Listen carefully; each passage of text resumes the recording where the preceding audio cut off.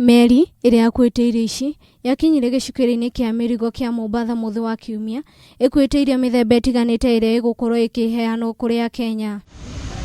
Akiaria ri kaunti-ini ya Mombasa, Minister utaburuku wa mahinya niwe Eugene Wamarwa hamwe na mutafariri wa mihango thiini wa ministry ino niwe Hussein Dado maugite muingi wa kaunti wa West Pokot, Wajir, Mandera na Garissa na megukorwo mari muhari-ini wa mbere kugunika na irio ici. That we have received here today, we want to dispatch it immediately, because as we speak, starting from the coast region where we are, my deputy here comes from Tana River.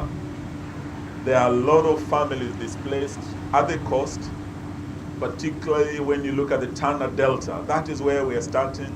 We want to support these families all the way to West Pokot, Wajir, Mandera, and we believe that this food will go a long way in bringing relief to all the affected families. Wamarwa ugite bururi wa Kenya ni ugukorwo ugithagathaga na njira igwete kuhitana na mitino iria ingiumira. Akiuga ni megete keheri-ini ciringi bilioni 5 cia kuhitana na ng'aragu oku bururi-ini na ingi bilioni 7 cia kuhitana na mogwati mangi o mothe. So we want to assure them that the government of Kenya has set aside enough resources. During Madaraka Day in Narok, His Excellency the President announced an action plan that was going to cost over 5 billion shillings between June and December.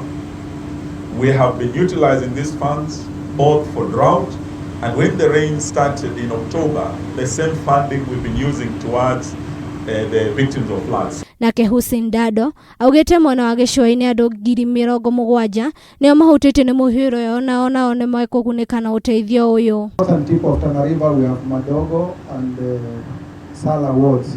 In Tana River sub-county we have areas like Titila, Waldena which are affected.